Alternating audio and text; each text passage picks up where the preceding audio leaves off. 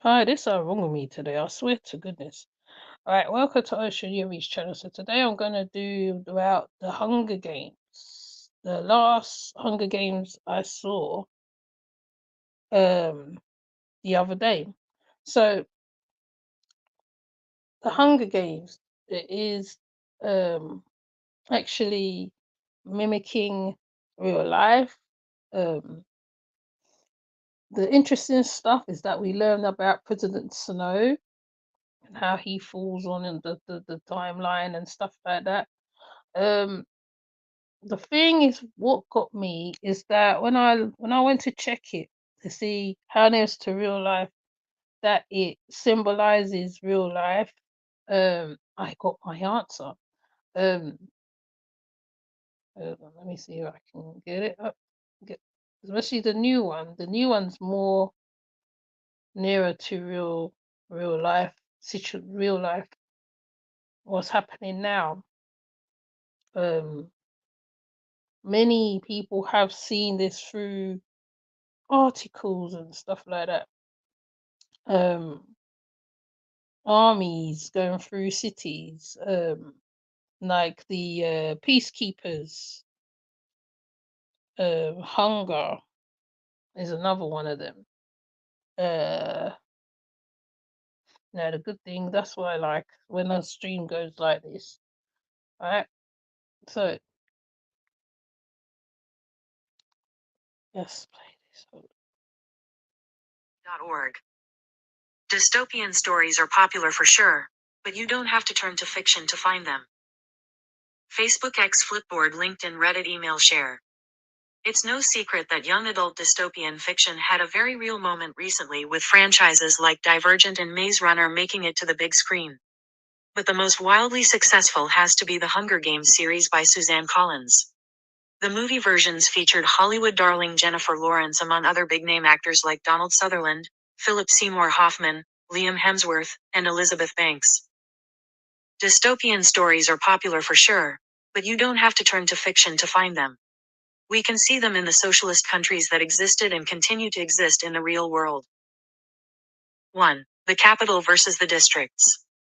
In the Hunger Games, the capital is the seat of political power in the nation of Panem. It's also where you find all the good stuff. The protagonist Katniss, from impoverished District 12, is shocked by the beauty, the cleanliness, the opulence that she sees in the capital. The colors and varieties of clothes and jewelry, the quality and quantity of food, the grace of the architecture, the comfort of the furnishings. Cutting-edge holographic technology, weapons, even simply reliable electricity. Everything surpasses what's in the districts. It isn't that such finery isn't affordable to the people back home. It's that it isn't available at all, not even to the district mayor.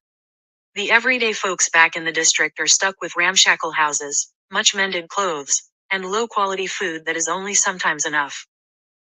In the Soviet Union, it was a similar situation in the capital cities like Moscow, if less exaggerated. Since it was the seat of political power for the Communist Party, that's where the majority of luxuries were. Luxury goods were very expensive and hard to find outside of the city, if they could be found at all. Big cities like Moscow were where you had the best shops, the best vehicles, the best clothes. Some of the goods managed to get out to the countryside, especially if there was a particularly important industry there. But the largest concentrations were in the capital city. Even today, the dichotomy of the capital having the good stuff, or at least the better stuff, while the countryside does without remains true. Check out this satellite image of North and South Korea. Relatively free South Korea is lit up throughout the entire country, not just the capital city of Seoul. In North Korea, Pyongyang, the capital city, is a conspicuous pinprick of light in a sea of darkness. Sure, in major cities and fairly free countries, you find a greater concentration of high-end goods and architecture. But New York City, for example, isn't the nation's capital, nor is it even the state capital. 2. Fine dining versus scrambling for scraps. While in the capital, Katniss is stunned by the food available, the kind she'd never even dreamed of back home in District 12. In fact, during her pre-games interview, when asked what she finds to be the most impressive thing about the capital, she answers, the lamb stew. Earlier, in Chapter 5, She tries to compare a single meal on the train to the capital with what she'd be able to come up with herself at home. I try to imagine assembling this meal myself back home. Chickens are too expensive, but I could make do with a wild turkey. I'd need to shoot a second turkey to trade for an orange. Goat's milk would have to substitute for cream. We can grow peas in the garden. I'd have to get wild onions from the woods. I don't recognize the grain, our own tessera rations cooked down to an unattractive brown mush. Fancy rolls would mean another trade with the baker, perhaps for 2 or 3 squirrels. As for the pudding, I can't even guess what's in it. Days of hunting and gathering for this one meal, and even then it would be a poor substitution for the capital version. Back in the real world, Soviet apparatchiks enjoyed exclusive grocery stores that non-party members were barred from using.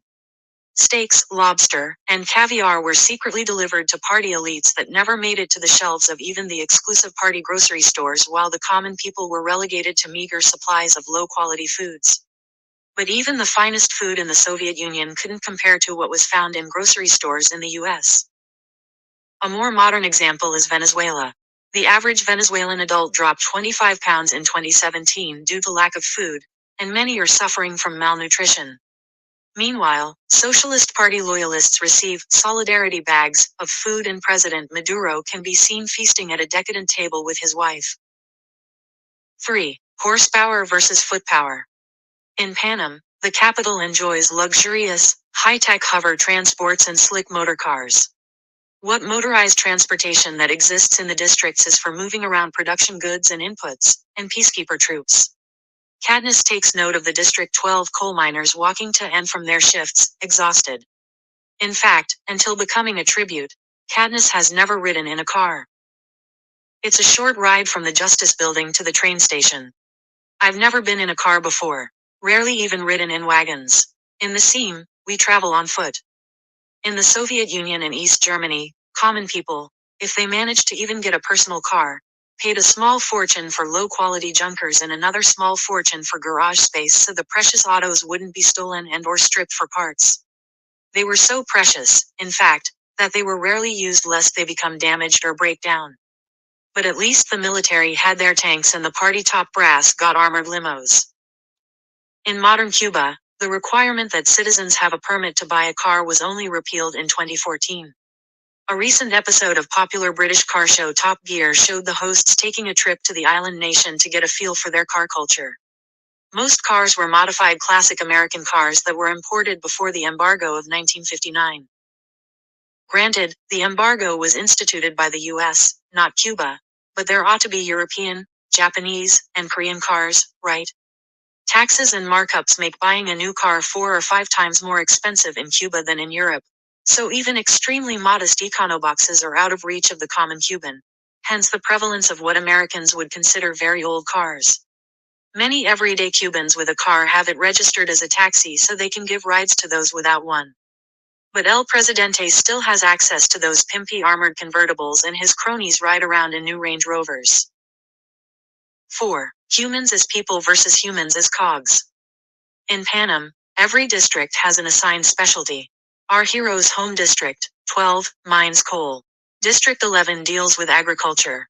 The closer the district is to the capital, the nicer their specialty. District 1, for example, makes luxury goods like jewelry and other decorations for the capital. District 3 creates its technology. Unless you're a tribute or a coach for the Hunger Games, or you join the peacekeepers, you're forbidden to leave your district to do something you might like better. The Chinese social credit system you hear so much about is not a new idea. In China under the rule of Mao Zedong, the citizens were given a lifetime employment guarantee that came to be known as the Iron Rice Bowl. Knowing you'll always have a job might sound nice, but in practice, since there was no private enterprise, only state-owned and state-run enterprise, your permanent employer was the government. People were divided into work units, which they tended to be born into, that controlled almost every aspect of a person's life. The work unit administration had to grant permission before someone could move to a new city, and, of course, that permission was contingent on how good a citizen you were. The Chinese social credit system you hear so much about is not a new idea. Nowadays, North Koreans are still kept on a very short leash with only a very select few, politicians and athletes, most notably, being allowed to leave the country, regardless of their wishes. In Venezuela, as their economy continues to collapse, women who had been healthcare professionals, lawyers, and professors resort to selling their own bodies just to feed themselves and their families. What these people want, what they've studied and trained to do, is irrelevant when their main concern staying just ahead of starvation. 5. Freedom of expression versus crushing dissent. The very basis of the Hunger Games is centered around punishing the already subjugated districts for their failed rebellion attempt decades ago. The yearly reminder of who exactly is in charge is the foundation of the story itself.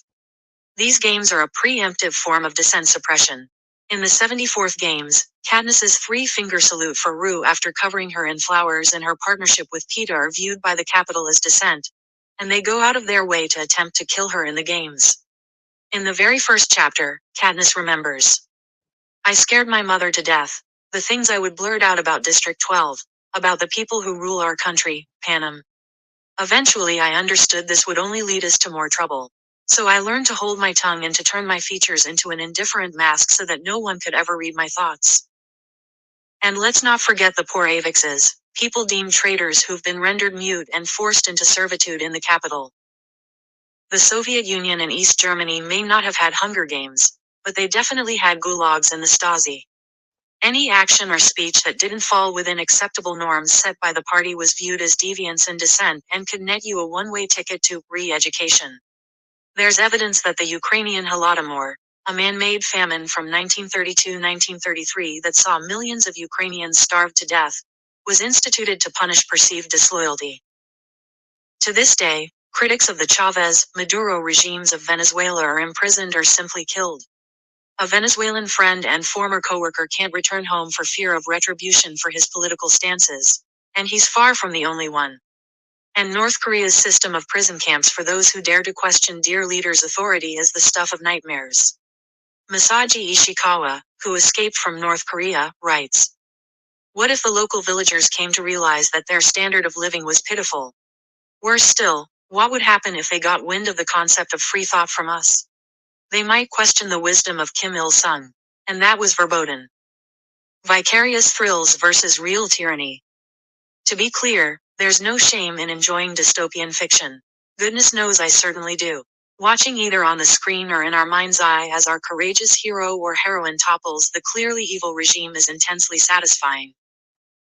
But these fictional stories gain a certain weight when we pause to think about the real-life dystopias that existed and continue to exist today. Granted, no government, no society, is ever perfect. Even the freest, most prosperous nations have room for improvement.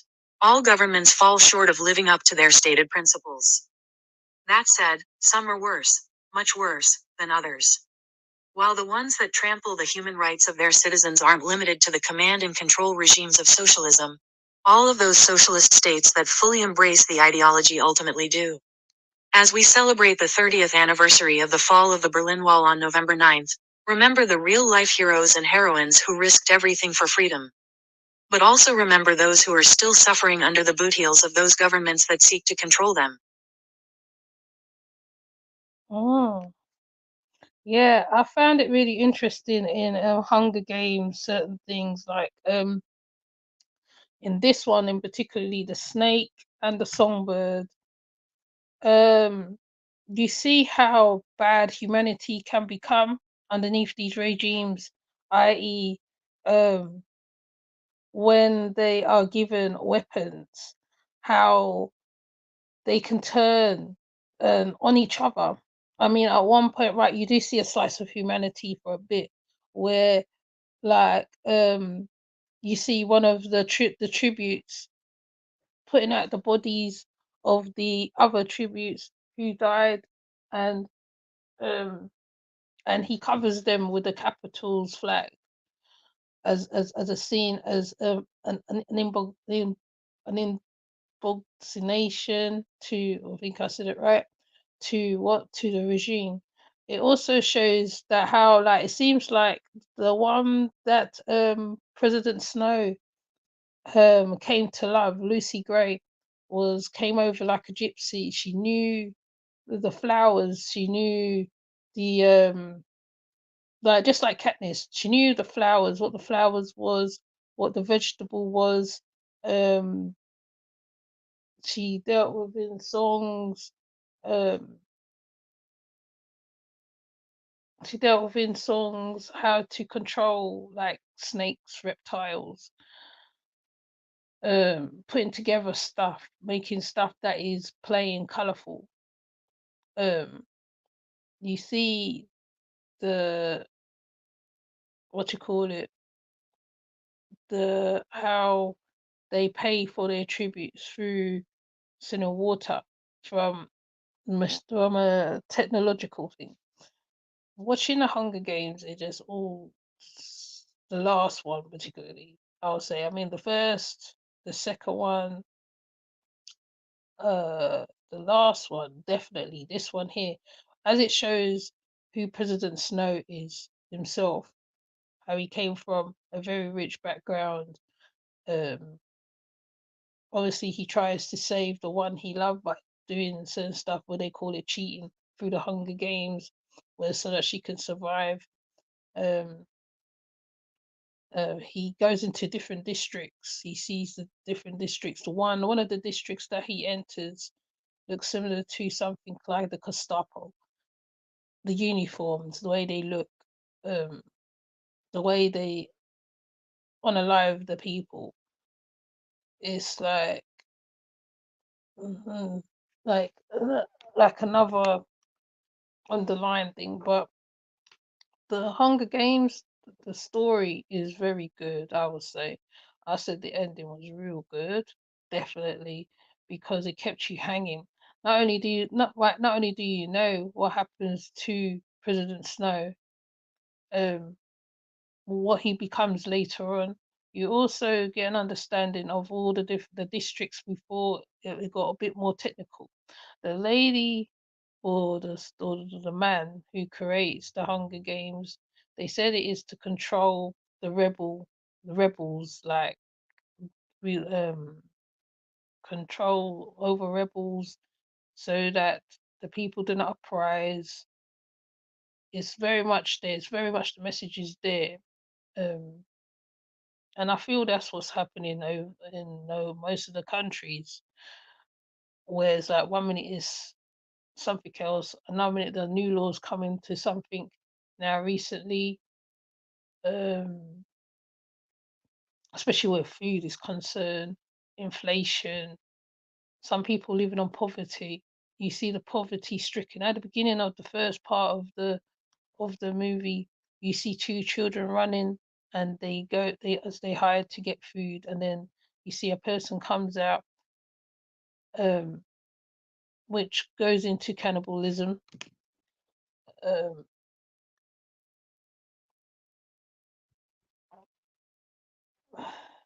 so I'm also going to play this one as well because it's part of the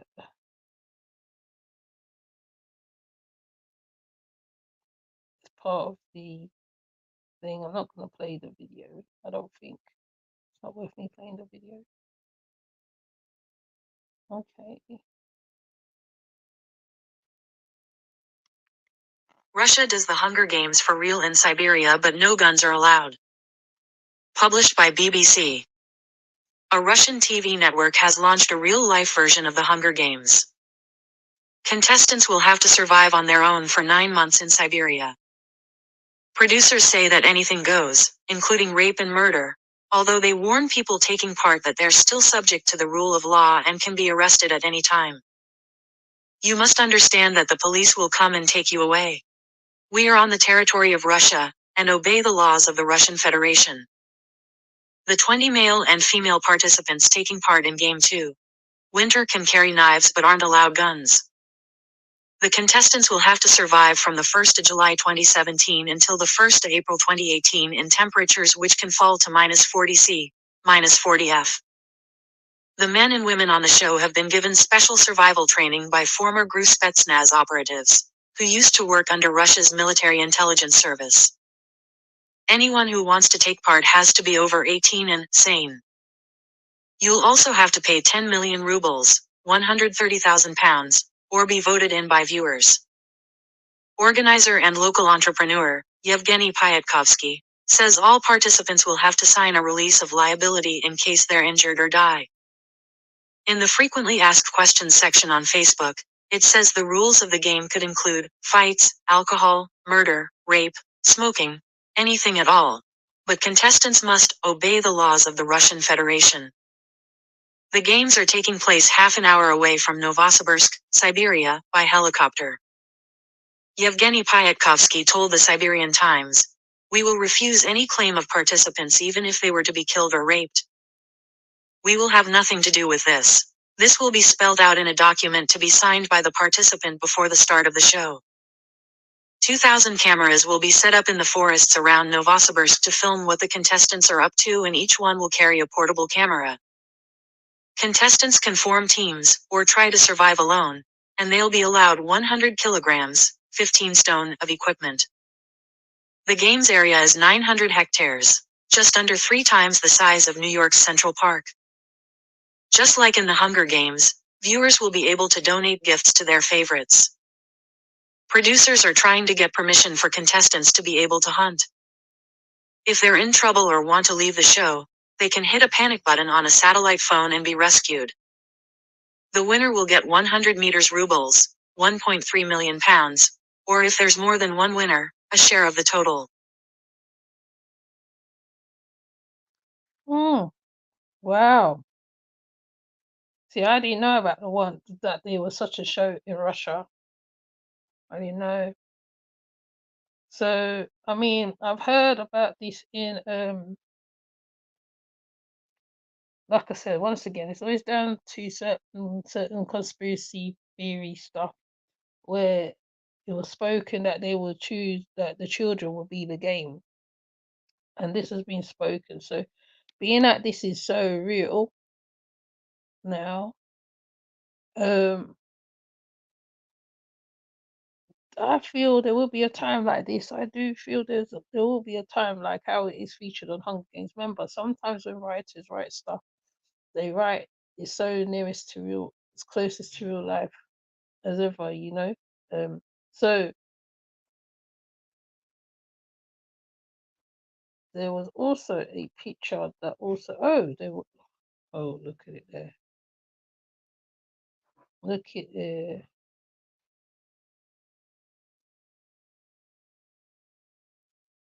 So shocking real life Hunger Games reveal as organizers Bruce everything from fighting to grip. Oh, okay. So like I said, like it mirrored a lot of stuff, a lot of similarities, and that's why I decided to bring this to the forefront. Really, I might have to come back again and do more on it because it's one of those ones. Oh, there's even a pic. Man, there's a picture of it. There's a picture of it. There's one of the contestants doing the fire.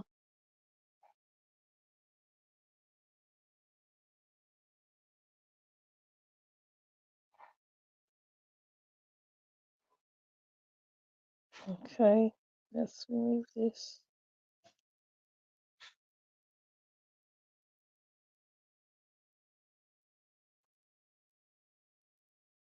Alright, let that thingy. Hold on. Let me get it up. Get it back up again.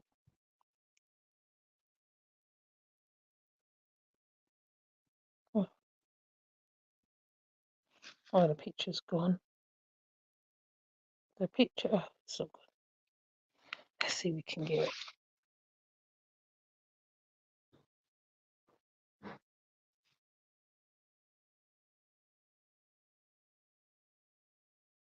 That's part of the Hunger Games in Russia.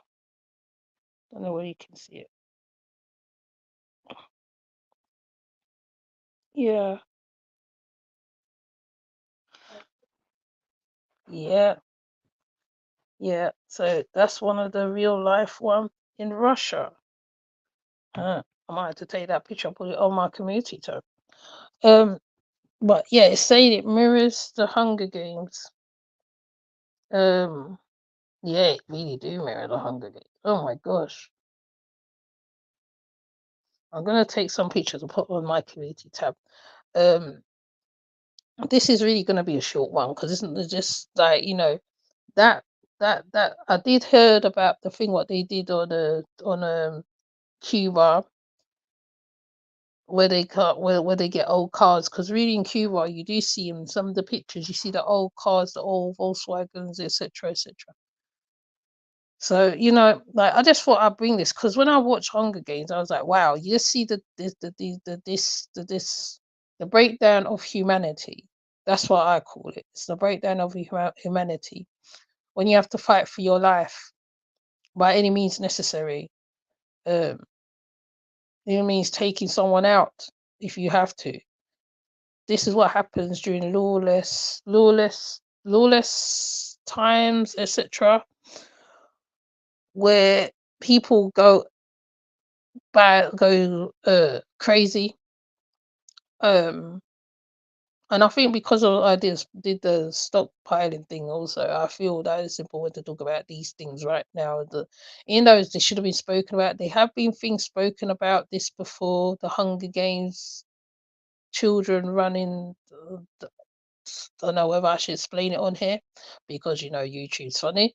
But there was one time information that came out about it, about this particular thing. Now that I know that it actually happened in from to 2018, that makes it altogether so real. Now, please leave a comment underneath the video because if you have watched Hunger Games, all of them, and I've watched all of them, I can say, to this last one here.